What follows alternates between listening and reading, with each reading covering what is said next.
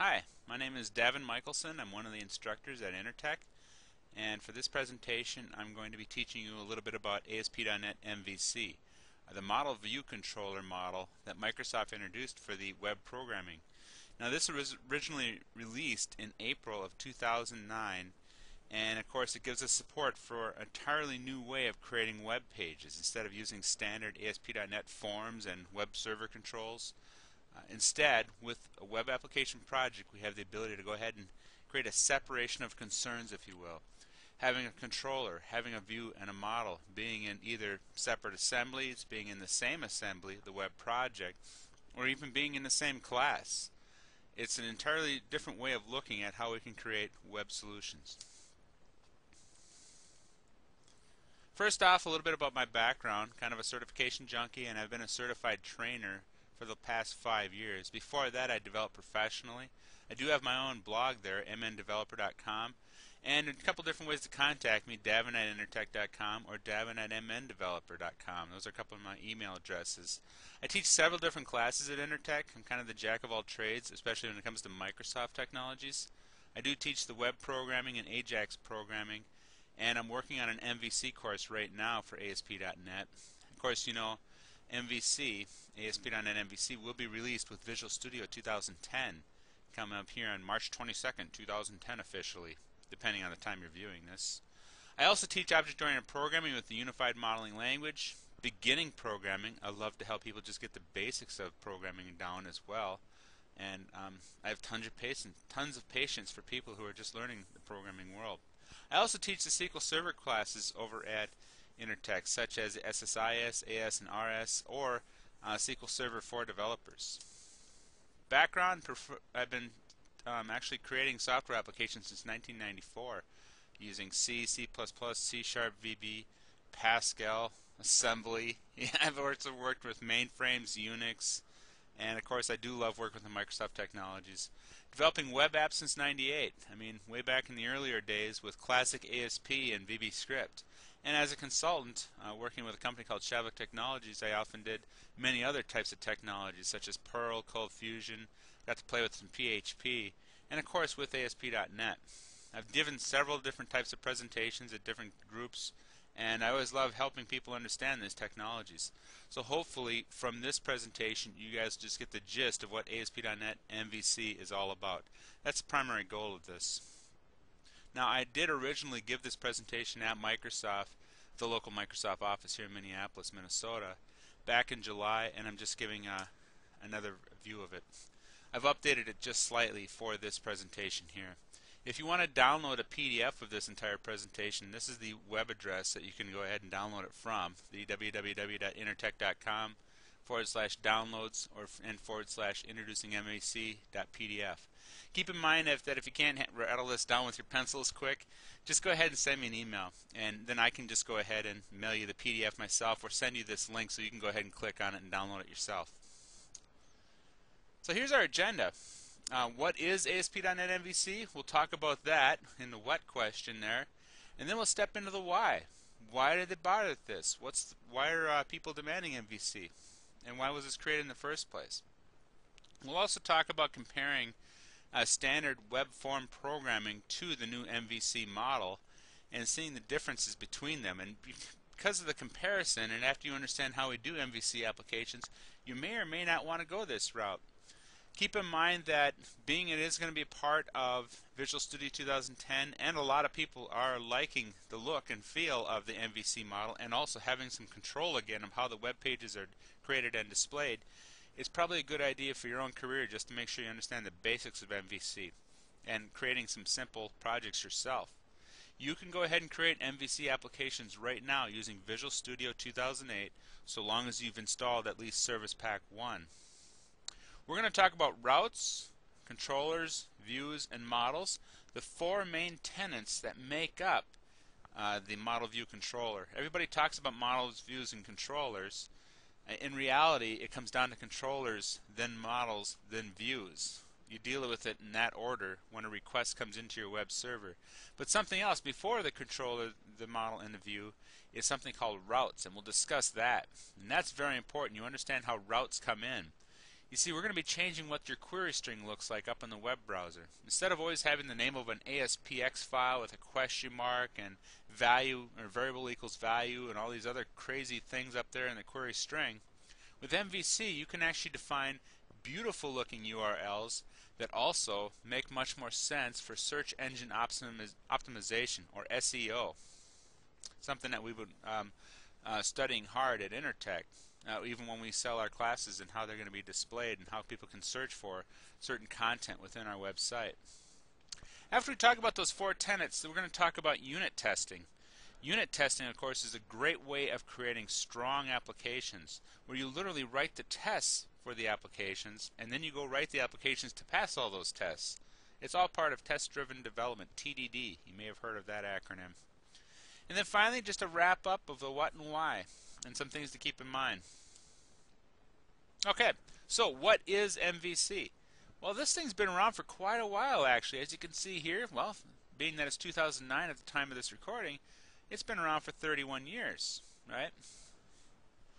And as you can see, it was originally released with Smalltalk, which is one of the earlier object-oriented programming languages, and it was at Xerox.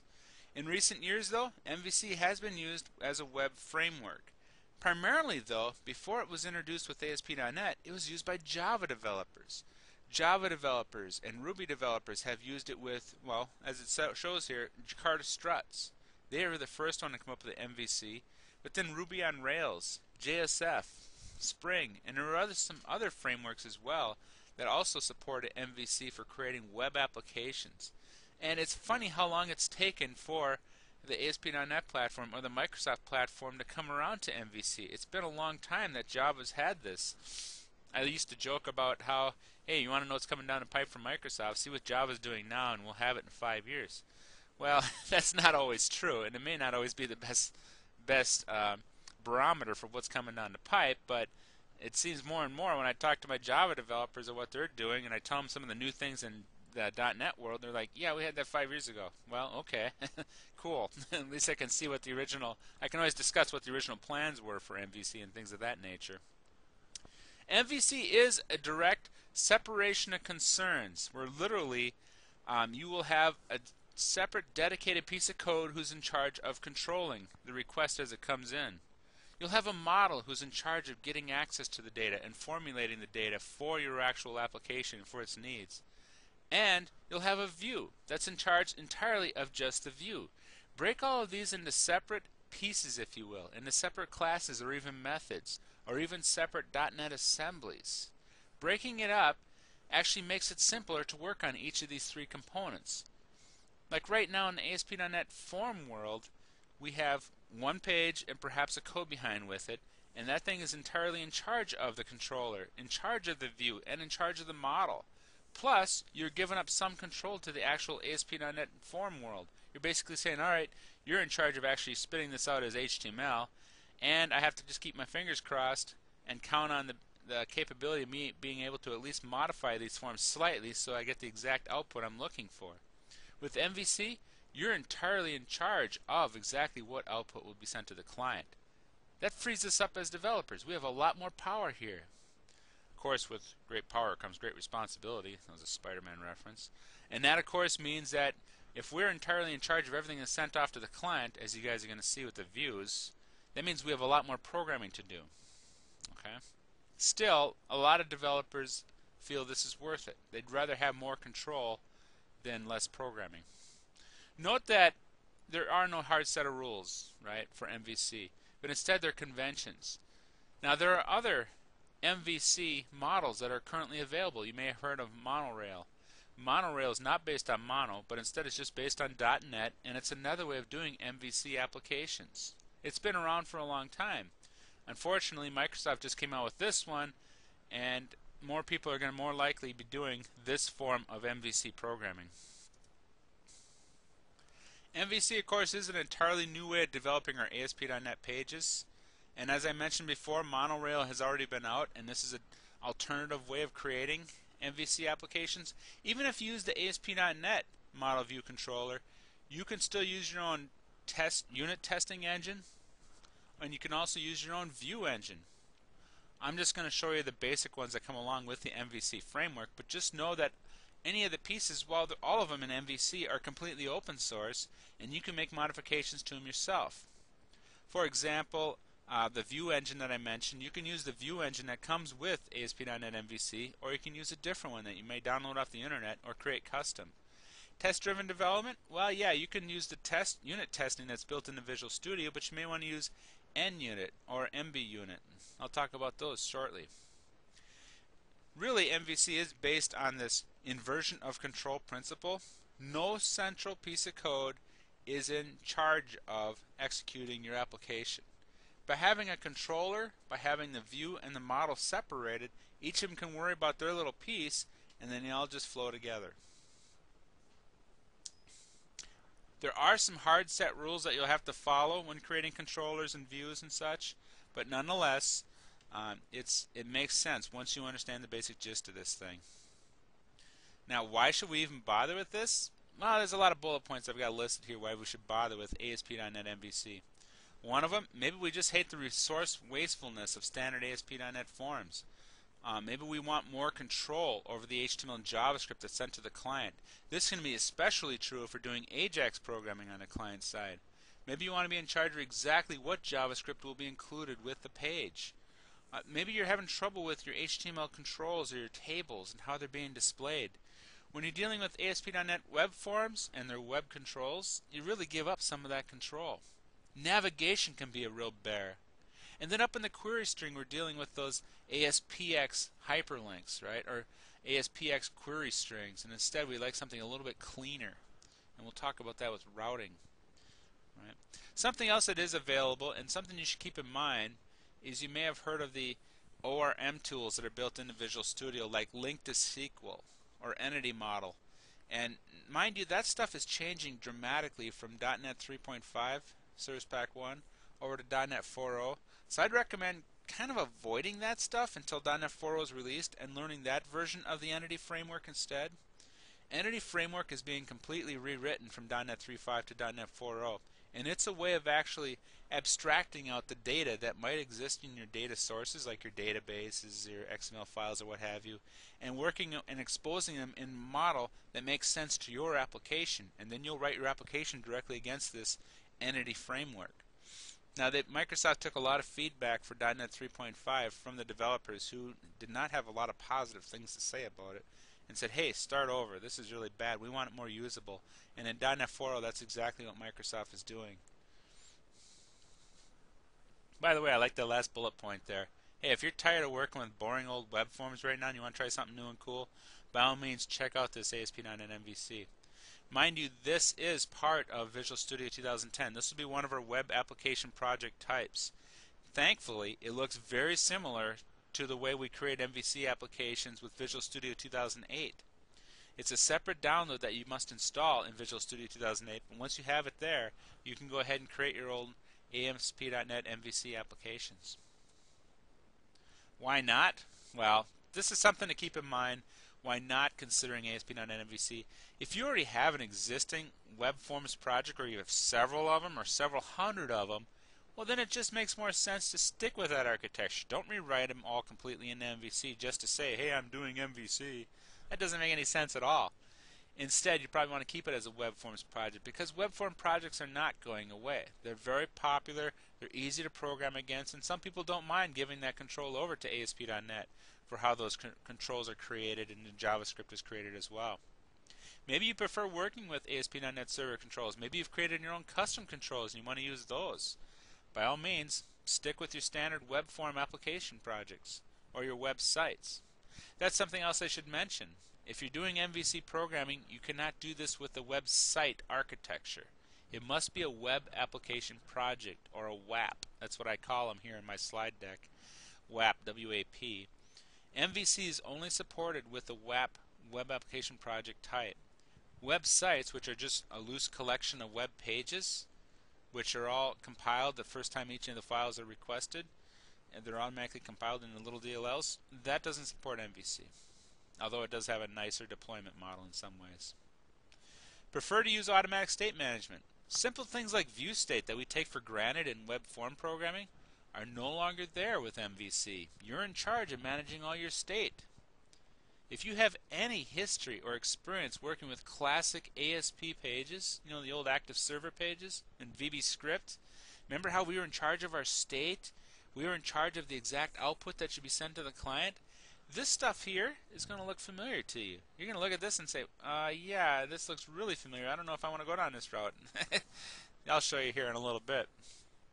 If you haven't had time to sharpen your C# or VB skills with the lambda operator, working with link, partial methods, and then of course the entity framework, well, this is going to be important for working with the model portion of MVC. Again, keep in mind the model portion is entirely up to you. It's the code that you put in there that's actually going to request the data, and of course the entity framework is being rewritten completely with .NET 4.0. Yeah, you will have to learn this stuff eventually, and this is something that C# and VB developers will have to contend with and get to know. So, some of the things I've already mentioned. This is just comparing web forms to MVC. Hey, web forms, if you've been doing ASP.NET, you already know this stuff, right? But over on the MVC, you gotta start from scratch. An entirely new model that you must learn, right? You like working with server controls, you're going to want to stick with the web forms world. However, in MVC, you're generally working with raw JavaScript and HTML. Automatic state management, well, we get that with web forms. We have manual state management in the MVC world, where we have to manage the state of all of our controls and our web pages ourselves. We still do have access to the session and application and things of that nature, the cache objects. We have access to the intrinsic objects, if you will, but we don't have access to like view state, for example, because that stuff is automatically done by ASP.NET Forms. Dragging and dropping controls, yeah, that's something we do in Visual Studio all the time, right? You drag and drop a button, a cool calendar control. Well, just basically take those controls and ignore them. You can't use those anymore in the MVC world.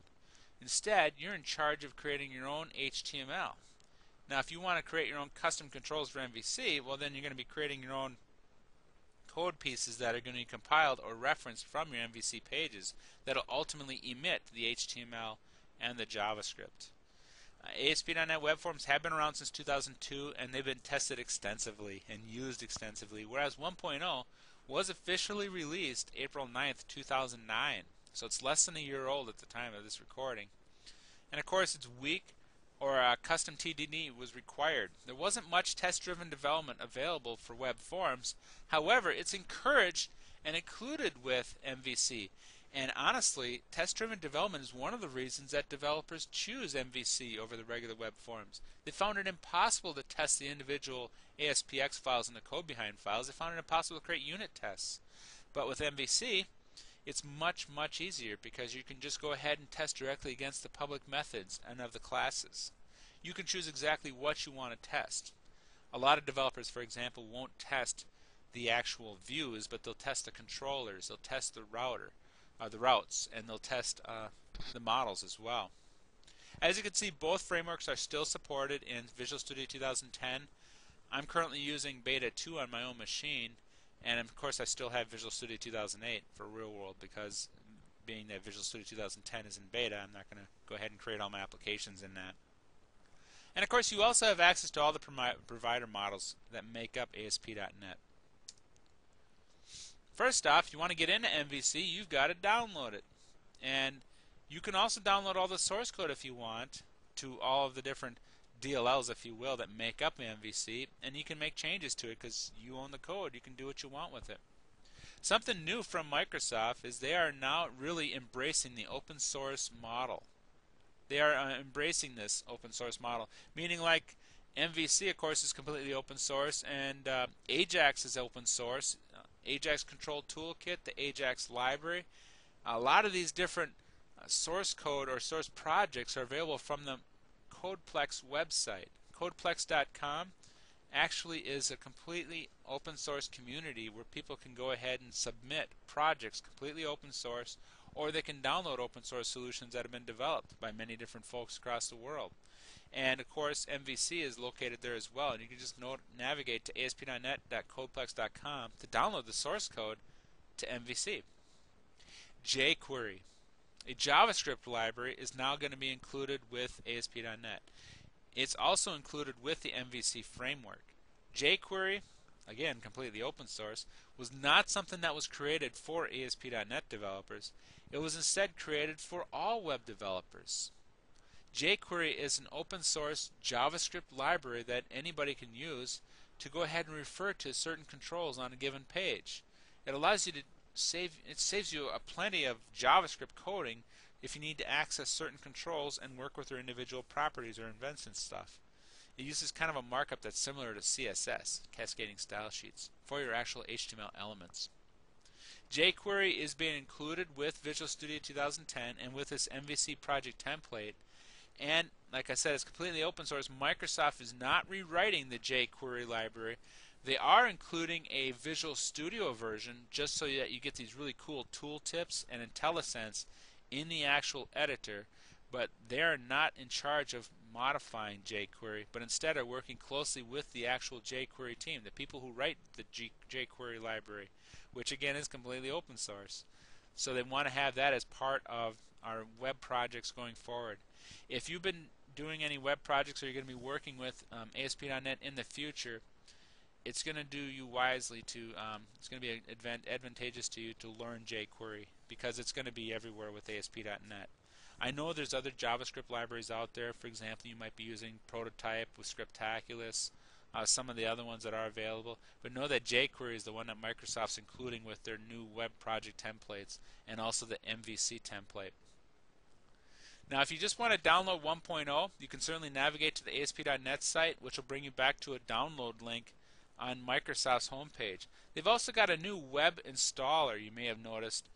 When you go to the ASP.NET site and you download some of the newer templates, it'll actually run this special installer in your machine, download it, and install it right into Visual Studio all through the web. It's pretty cool. Remember that last bullet point at the bottom, guys. You can only use MVC with web application projects, not websites. It's funny how Microsoft has almost got themselves stuck here by introducing websites with Visual Studio 2005, and then they've gone back to web application projects because developers demanded it. Web application projects is what we've had since Visual Studio 2002, basically since .NET was released, and now they're having to carry both architectures forward, even today in Visual Studio 2010. MVC will be released with Visual Studio 2010, which has an official launch date. If it hasn't already occurred when you're watching this, March 22nd, 2010 is when they're going to be releasing the new versions of Visual Studio 2010. And it's going to be different versions of these Visual Studio environments. I know in the past we've had these team editions and professional. Now we're going to have this new version called Ultimate. So we'll be learning about the new versions of Visual Studio as they come out. Project template right now is available in Visual Studio 2010 Beta 2. Mind you, if you still have Beta 1 installed on your machine, you may have noticed that MVC is not part of that Visual Studio environment. That's because the official lock-in date for Beta 1 of Visual Studio 2010 did not include that release of MVC 1.0. So we always had to make a separate download and install it into that beta, in the Beta 1 of Visual Studio 2010. Thankfully now, in Visual Studio 2010, we now have it. For example, on my machine, if I just go ahead and launch this thing, Visual Studio 2010 Ultimate Edition, that's what I've got, which is beta, of course. Anybody can download this and install it. I can go ahead and choose a brand new, if I can line it up perfectly, a brand new web project. And you notice I'm in the C# on the left side here, and I can choose web, and I can choose an MVC 2 web application. See, they're releasing the version 2 of the MVC project template. The one that you can download and install in Visual Studio 2008 is version 1. So now they have version 2, which will be out in .NET 4.0. Mind you, this is still in beta. This has not been officially released. By the way, did you notice this? On the left side here, we now have F#. Yeah, that's being included with Visual Studio 2010, which is more of a scientist language as far as I've seen. It reminds me of the old Fortran language. I had that in college. I don't miss that language, but it's not a terrible language. Anyways, I'm going to go ahead and choose C#, choose MVC application, click OK. And right away when you create a project in Studio 2008 or in Studio 2010, it always asks if you want to create a unit test project and if you want to use a particular test framework. Now mind you, if if I had some of the other unit testing frameworks installed on my machine, they would show up in this list as well. Otherwise, I can just use a standard unit test framework for Visual Studio 2010. Don't take the attitude that you should always just skip adding a unit test. I mean, a lot of people encourage using test-driven development, and I do too as well. I encourage you to go ahead and create unit tests within a separate project. Anyways, you can see here that we do have the MVC application here created with controllers, with views, and models. And I'm going to talk about each one of these things. And most importantly, what the heck is going on in this global.asax file. This, of course, is where we actually register our routes.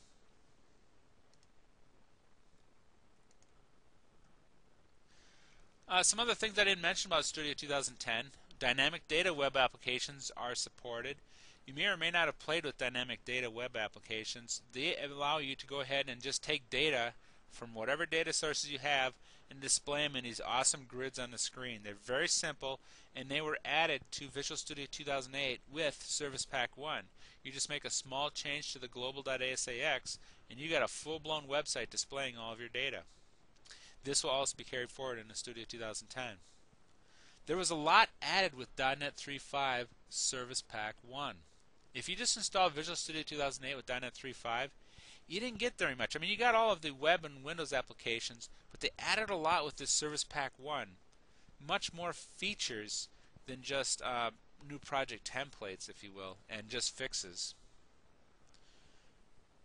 Stronger support for multi-threaded apps, that's for you C++ developers. Something that they are adding in Studio 2010 will be the ability to go ahead and debug multiple threads simultaneously, so you can check out to see what's going on these multiple threads. And of course, Visual Studio 2010 looks so pretty on the screen because the thing was created in WPF.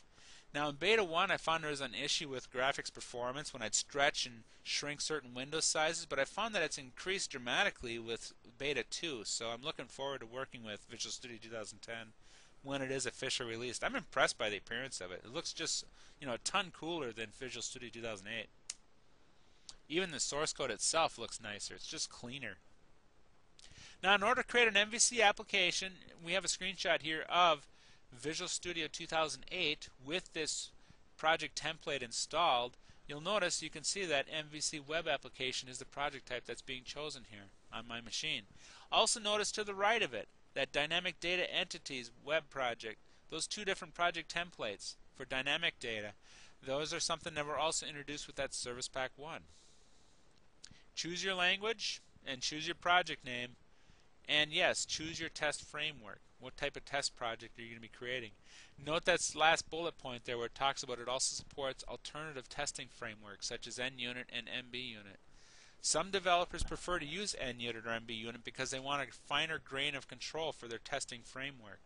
Unit testing, as I said, is about testing every single method and property in every one of your classes, and it does not matter if the accessibility of those members of those classes.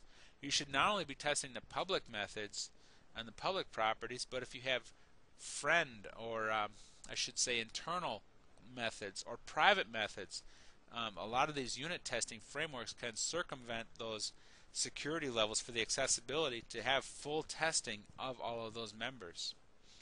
Thankfully, unit testing was dropped from, it used to be at the almighty Team Test Edition and Team Suite and Team Developer. Well, finally they brought it down to the professional level of Visual Studio 2008. So if you have VS 2008 Pro, you've got unit testing. So now we have it at this level instead of only of the Team Editions, which are, much more in cost, to be honest. So that's probably one of the reasons that these other unit testing frameworks have taken off in popularity. A lot of companies don't bother with any of the team editions of Visual Studio. They just work with Professional, and they make up for that shortcoming. They make up for that lack of tools that are available in the team editions only by using these other third-party frameworks, which are oftentimes free and completely open source. Now, when you actually officially create the project, you're going to notice a couple of important DLLs. In the references here, I've got system.web.mvc. That's one of the DLLs I'm referencing. I'm also referencing system.web.routing. Now the MVC DLL is installed into the GAC when you install the MVC project template on your machine. Or, of course, it's going to be part of .NET 4.0 when that's officially released in March. Likewise, the routing DLL, well, that one's installed when you install Service Pack 1 for Visual Studio. Okay, that gives us the ability to go ahead and route the requests that are come along on a query string to certain web page views. Now, expanding each of the folders within your MVC web application project, you'll notice there's a folder called Controllers. The Controllers folder must be called Controllers, and you have classes that are named with the controller suffix. Also, the name of the files, of course, must also end with that controller suffix.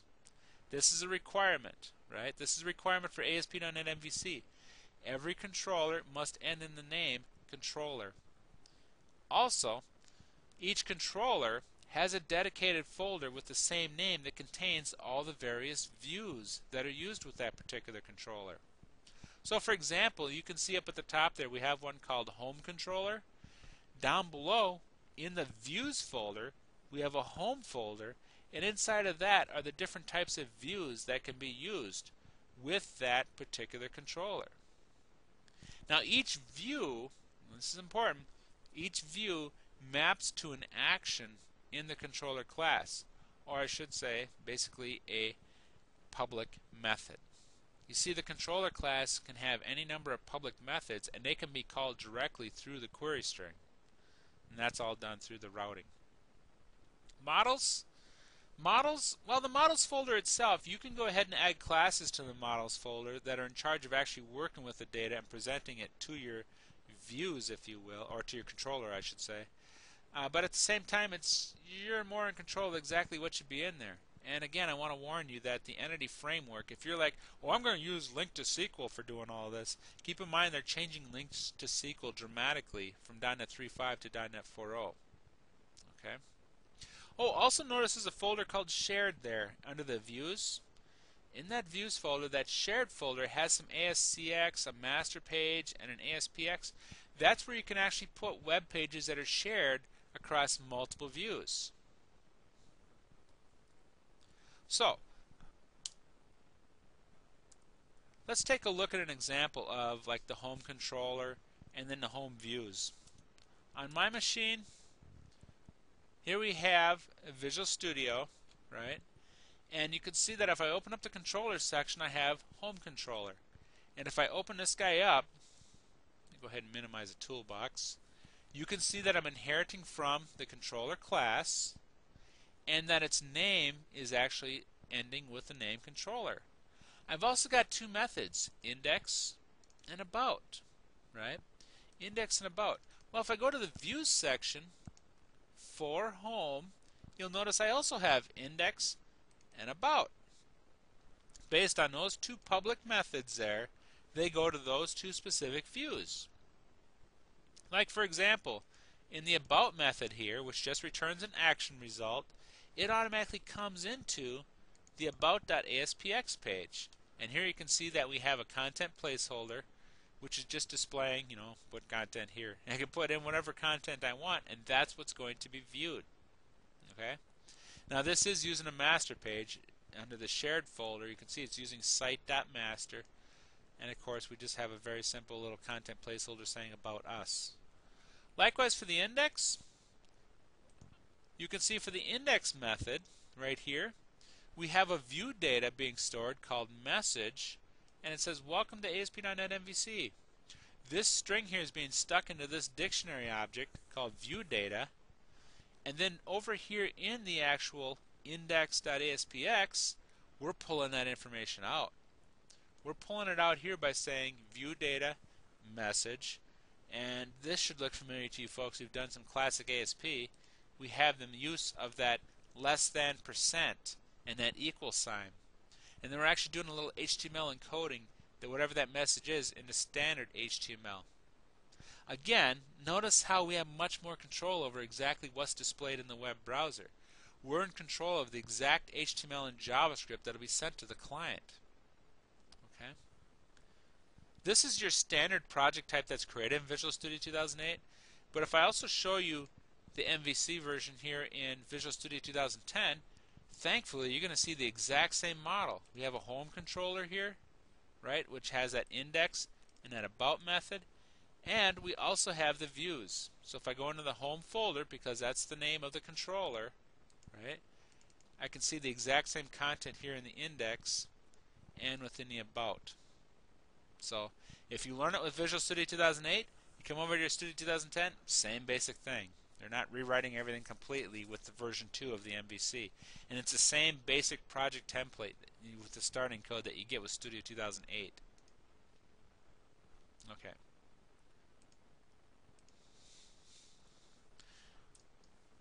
Now, like I said, with .NET 3.5 Service Pack 1, which is also the update for Visual Studio 2008, you do get the system.web.routing.dll, which allows you to add custom routing to your query strings. In other words, you can have more, or if I should say it this way, you can brutify your query string by actually passing along special information between your forward slashes.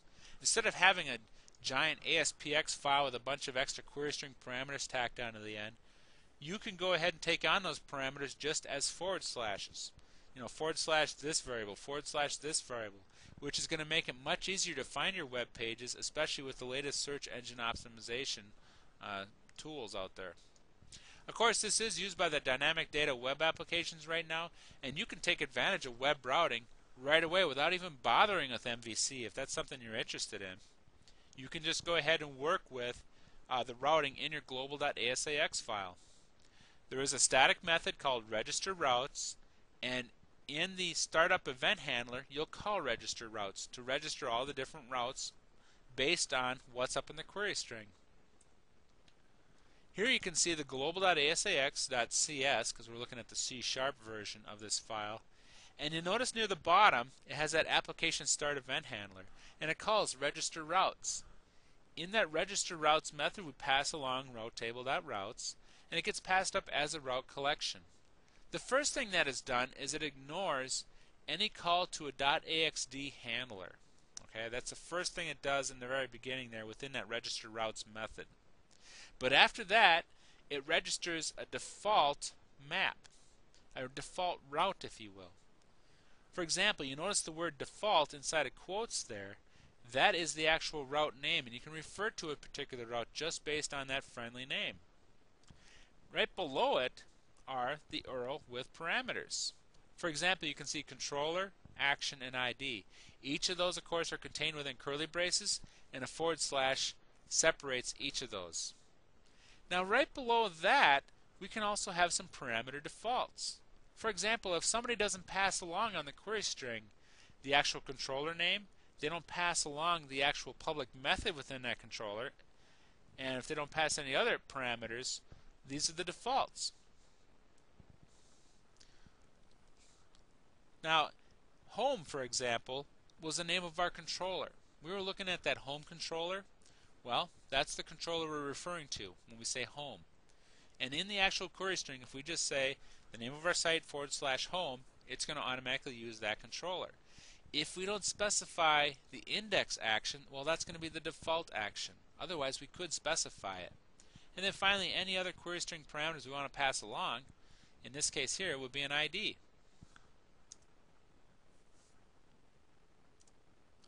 Now, you can go ahead and add as many routes as you want to your global.asax file, but keep in mind that they have to be added in a specific order. What you should really do is add them from the most specific type of routes to the most generic, which are going to act more like safety nets and catch-alls, if you will. Keep in mind that when a request comes into the server, the first route that actually matches the request wins, and that's where it's going to navigate the user to a particular page. As you can see here, we've got a couple of different routes being added. We've got one here, the product route, which is more specific than the default one. And notice in the product route, we're expecting the word product to be passed in. Notice, for example, in the word product, we don't have the actual curly braces around it. If they actually specify product right there in the query string, then it's going to be passed into this guy. And then the action, which can be chosen if they specify, can be indexed, or they can specify whatever other type of action, and they can pass along some data if they'd like. If they'd use any other query string, it's going to come down to the default map router. Now right down here at the bottom, I've got 5 different query strings, and the ones in red don't work. For example, that first one, if you just specify the name of your site, and of course the 6831, I want you to ignore that because that's what port my machine was running at when I tested this. If you just say 6831, that's going to automatically use the default route because you didn't specify a controller, you didn't specify an action or an ID. Whereas the second one, hey, we did specify that we want to use the product controller. Okay, so that's going to use the product route. And for the action, well, it's going to use index because that's the default one that's specified here, and it's not passing anything along for an ID. This next one here, where we just say 6, it's not going to know which route you wanted to take. You didn't specify a controller, and you need to specify the controller first. If not specifying the controller, well, you'd have to specify the controller and you'd have to specify the action before you just pass along a 6. So that's not going to work. Excuse me. This next one here, product junk, well, again, junk is not a viable action. That does not happen to exist as a public method within our controller. So that was not going to work either. But the final one there where we say product and index, yeah, that's going to work. Something else you can do with these routes is you can even set up constraints. For example, notice in that get number route, we've got product, and then we've got action and ID. Well, in that top one there, we're saying there's a constraint that ID must exist as a decimal. This is using something called regular expressions, right?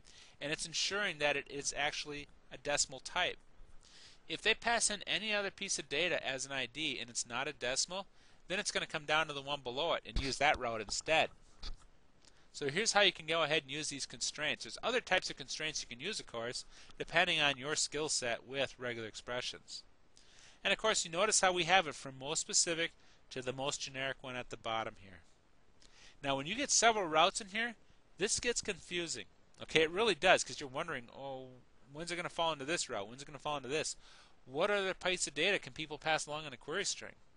That's something else to be concerned about as well. You're going to have to test all different types of actual requests that are coming along in a query string. Like here, for example, we have a bunch of them that work and some of them that don't work. And I highlighted the ones in red that, again, don't work. Right? Notice that last red one I've got listed there. Because we didn't specify which public method and we just pass along an ID, it doesn't know which it's not going to know the right public method within the actual home controller. So again, you'll have to test every one of your actual routes and make sure that they work correctly. Something you may want to take advantage of is perhaps downloading a route debugger. And there are free ones available on the internet, and they can actually help you define how your routes should be written in your global.asax file. Note that the register route method can be unit tested as well. You can go ahead and unit test this with all different types of pieces of data to make sure that people are navigated to the proper controller and view ultimately. Here's a route debugger you can go ahead and navigate to and download off the internet. Now mind you, there might be some better ones out there available already. This came out in 2008 on March 13th, and you'll notice that it's just showing us some basic information of controller versus action versus ID and whether or not they work correctly. So check out some route debuggers that are available on the internet. Remember, the controllers are responsible for handling the incoming request, and they are the first of the 3 MVC members to interact with the user. That's, of course, ignoring the fact that the routes are handled by global.asax. Most typically, they're going to be the ones that interact with the model to generate or retrieve data. And, of course, they'll take all that data, stick it into their property bag, if you will, and pass it off to a particular view. Remember, every public method inside of your controller class can be called from the actual query string. So if you just add another public method to your controller class, like called doStuff, and somebody actually poses doStuff right on the query string, they're calling your public method. So be aware of how you're declaring your methods in your controller class. Again, notice the requirements for defining a controller. It must inherit from the controller class and end in the name controller. Alternatively, you could have it implement the iController interface, which just requires you to have the execute method. The most simple controller of all just returns a string. Notice this controller here called the Hello World controller. We've just got a simple greet method which returns Hello World. That's not very hard. I mean, it's extremely simple. But mind you, that's not the most well-formed XHTML you've ever seen in your life, because it is just literally going to be the string Hello World. Again, notice how we're passing this stuff along on the query string. For example, we're calling the Hello World controller, and then we're calling the greet public method right up there in the URL. As far as the controller's methods, they will typically return an action result, and that first one that's listed there is the most popular one, where you're just going to return another view. Although you could also return a partial view as well. Maybe you're using a user control, for example. Maybe you want to redirect to a different route result. You can go ahead and do that with the redirect to route result. Redirect result, content result. You can see some of the other ones that are available here. Note that you can even send them to an unauthorized result if you'd like. These, of course, are all returned directly from our controller, specifically our public methods in our controller class. To pass data, two different ways we can pass data to a view. One, the most popular way, is by using that view data dictionary object, and it's oftentimes referred to as view data. And this, of course, is great for a single request and a response. If you need to redirect them to a different route or to a different controller altogether, then you should use the temp data dictionary object instead. This will store it between multiple requests and responses. Here you can see we've got two public methods, right? We've got the greet method and we have the say hi method. Again, the greet one's just returning a string. Whereas the say hi method, this one's different. It's sticking some information in that view data dictionary object called here is some view data info for the controller, from the controller, and then it returns a view. Now when you're doing that return view command, that last line of code there, then it actually looks for that hello world view. Actually not the hello world view, but the say hi view. And here we actually have the view, and you can see how it pulls that information out of the view data. Also notice that from the time we're using temp data. Back over here in our controller we're using view data to store the string, and we're using temp data to store the actual time. And we're displaying it directly here in our web page using the header 2 and header 3 size elements of our HTML. I know, we're directly in control over what HTML is sent to the client now. We're not just setting text properties as label controls anymore. Want to add another controller? Well, easy way to do it. Right-click the folder and choose Add Controller. And you go ahead and add another class which inherits from the controller class. And of course remember to name it with that controller suffix. You can even go ahead and do AJAX calls from the controller. And of course they can be public methods exposed from that controller class. Like here you notice we've got a JavaScript result for a method called AJAX greet.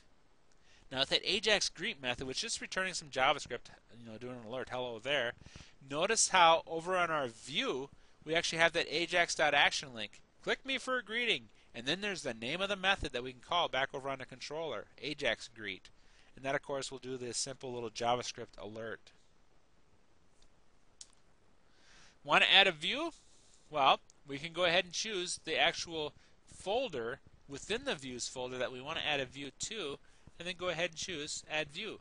Remember, make sure you're working in the subfolders within the particular view. Each of these subfolders are named after, of course, the different controllers.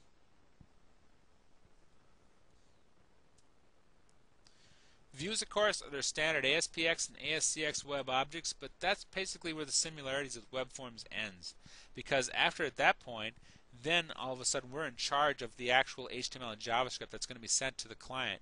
And of course views do make use of that less than percent and percent greater than syntax that we had in classic ASP. Very similar to the response.write, but it's actually shorter. Something else to keep in mind, creating simple controls that appear on the client side, well, we actually have some HTML helpers we do that with. For example, you'll notice if you want to create a very simple text box, we'll say, the less than percent equals html.textbox, and that of course will be the name of the text box, txt name. And we also have other HTML helpers for checkboxes, radio buttons, hidden form fields, password text boxes. And what's interesting about this is that all of these different HTML helpers are just there to create some very simplistic HTML and sending it off to the client. We don't see those rich controls that we had in classic ASP, or not classic ASP, but ASP.NET forms, like, hey, I want to add a calendar control, right? And those are other types of helpers that can be created, of course. You can always create your own custom helpers, but it's going to require more coding. And I suspect that as ASP.NET MVC matures, that there are going to be more richer HTML helpers for us in the future. The views, some people might think, are we back to spaghetti code like we had in classic ASP with VBScript? Not exactly. Views only controls went back to the browser, but there is no other pieces of logic. You'll notice that the actual routing logic was handled in the global.asax. We actually had the controller class exposing the public methods depending on what the request was on the query string. And then the views are just in charge of what's actually being displayed. They have no data access logic, if you will, or a business logic that might be in the actual models. Okay. Now models, easy part of all this MVC, because, well, really, you're in charge of exactly what's in the model. If you just want to reference a separate DLL that you have all your data access logic inside of, or maybe just some other classes that are compiled into your web application project, that's what the model is all about. And if you want to use the entity framework, go for it. If you want to use link to SQL, that's fine. If you have your own custom classes which are pulling data out of XML or calling web services, hey, that's your model. Keep in mind, MVC is not a hard set of rules, and if you find yourself being confined when you use MVC, you're basically failing the use of MVC. Then maybe you should reconsider a different architecture altogether. Models, of course, are just the way that we access the data and present it to the actual views and to their controllers. Now, of course, like I said, data can be in multiple locations when you use a model, whether you have the data stored in XML files or a relational database. Maybe you're using SQL or MySQL or whatever type of database you're using, or maybe just pure business logic. It represents the smarts and the intelligence of your system. In other words, the data that's going to be used and displayed by your application. Now, using the Object Relational Mapper in Visual Studio 2008, keep in mind it is changing a lot in Studio 2010, and so is the Entity Framework, as I mentioned before, so be aware of that when you take a look at Visual Studio 2008 and what it has for link to SQL and such. Test-driven development, of course, like I mentioned, it was downgraded to the professional level of Visual Studio 2008, and the class designer can help make your TDD methods by designing them to automatically fail by default. The class designer built into Visual Studio, that's where you go ahead and add methods to your classes and such. By default, they'll always throw an exception and it'll assume that they have not been implemented. And of course, true test-driven development developers, if you will, always write their tests first, and then they go write the code in their methods and properties to pass all those tests. Okay. And of course, good unit testing frameworks will always test all possible methods and properties, no matter what their accessibility is, if it's public or private or internal or protected internal. Some things you may want to do for testing of your ASP.NET MVC applications. You're going to want to test your routes, right? Remember the register routes method that was in our global.asax? You want to test that guy to make sure that all the routes are working properly. You may also want to test your controllers to simulate multiple requests made by users. And you know what? Like that lower bullet point mentions, web users will try to pass you anything, and be ready for that. They will try to call any public method that's available off your controller class. You need to be able to test it, and you need to set them to the appropriate page if they make an ill-formed request. And of course, testing the models is also extremely important. You want to test the models depending on how you're accessing the data, or if you're using any special business rules. Okay. Finally, the views. Some developers do go as far as to test all their individual views as well, but the problem is with your views, if you change them just slightly, just changing one extra space that's emitted back to the client in HTML or in JavaScript, that's going to change your result, and then how do you test for that? So some developers prefer not to test their views exactly. Keep in mind, just mentioning it again, because there's a lot of information here, that you can have your own custom views if you'd like. There are other view engines out there that you could use portion of the ASP.NET MVC framework with your own view engine. Just Google that and find some different tools that you can use. Just wrapping up here, my thoughts on ASP.NET MVC. You are going to get some useful error messages when you're working with the framework, but you are going to have some patience as well getting it to work correctly, especially when you're in the view section. I found my biggest struggle was working directly inside of views, specifically how do I get the data back out of the dictionary objects, whether it be for the view data or for the test data. How do I get that information out and format it into properly formed HTML? How do I work with JavaScript? How do I get that exactly out? And of course, the best way to do this is to look at existing examples that are out there, such as that website, asp.net/MVC. Take a look at some coding examples out there. Documentation, books. There are MVC books out there right now. Don't be afraid of picking up the Rocks book, Beginning MVC. I really like that book because that explains why they did certain things in MVC. Some developers say, well, I don't buy beginning books. Well, hey, it's sometimes helpful just to see the basic facts when you're learning a brand new topic such as this. I found that Beginning MVC book to be valuable because it explains some of the simple questions that I had about MVC. I've got the more advanced books as well, and they're excellent for using as a reference. But sometimes it helps with just taking a look at a beginner book.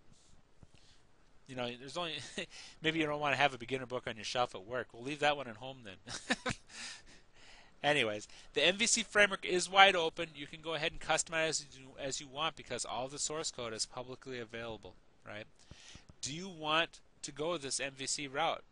You need to make that decision yourself, or maybe your team needs to make that decision. Obviously, it is going to require more coding. It is not something that simplifies or gives you less coding. It actually requires more coding to create web applications.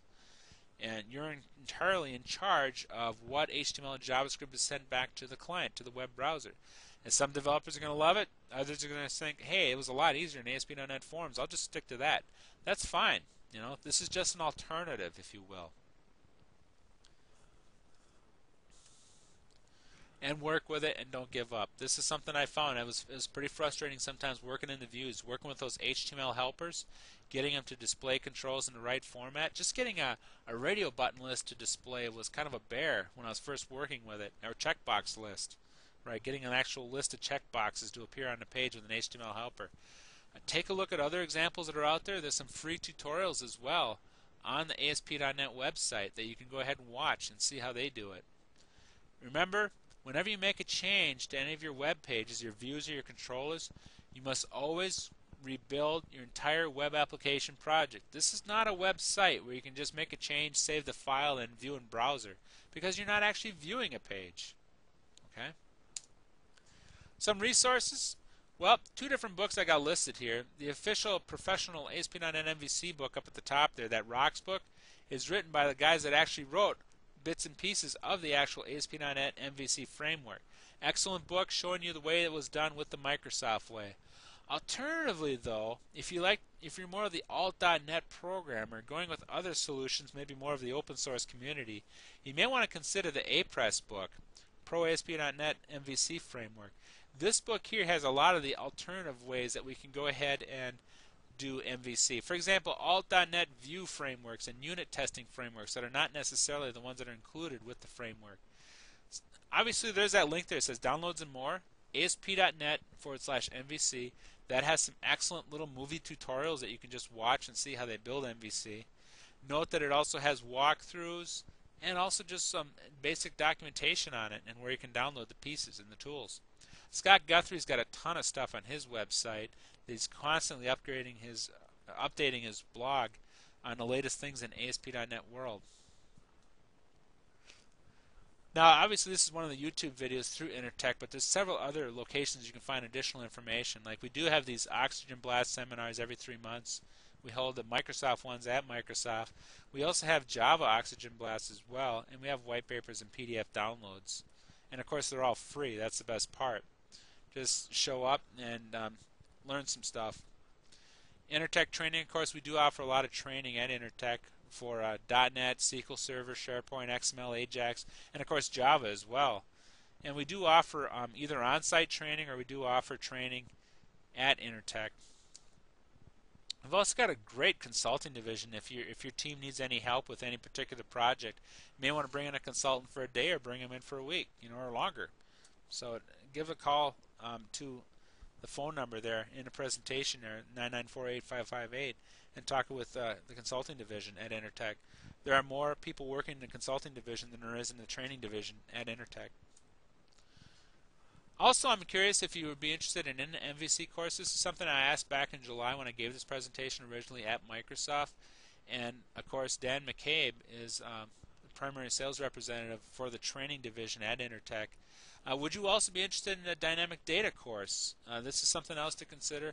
Right now I'm working on the MVC course, so that is something I'm creating for users. I do believe this is going to be a large part of the future of ASP.NET form development, although the original one will be available as well, the original form development. So that pretty much wraps up my ASP.NET MVC presentation. The one thing I didn't do, and I kind of feel guilty about this, is I didn't actually test this thing. So I'm just going to go ahead and run it. And I've got this simple project.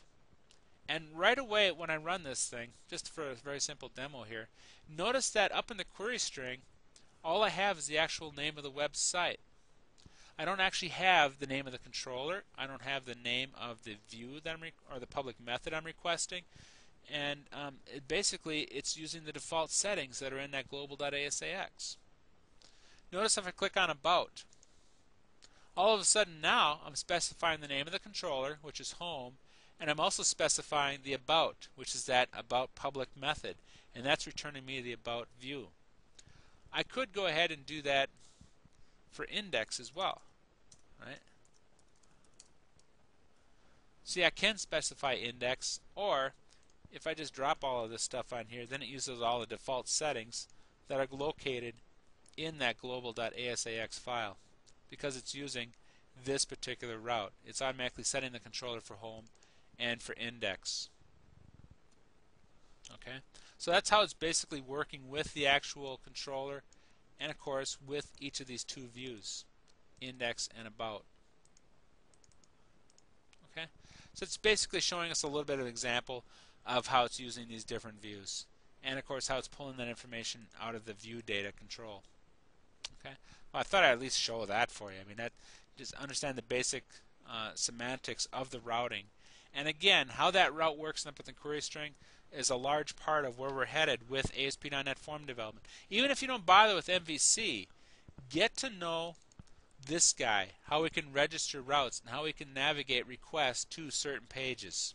All right, this is available with Service Pack 1 for ASP.NET 3.5, and of course it'll be available in .NET 4.0 as well.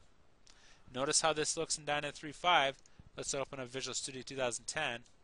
Look at this guy, and you'll see that it's identical. This is something that's not going away, and of course supports routing and supports beautifying query strings so that they look better in search engine optimizations. Okay, so that wraps it up, guys. I hope this was helpful. Gave you a brief intro into MVC, and of course this is something that's not going away. So best wishes to you. Thanks a lot.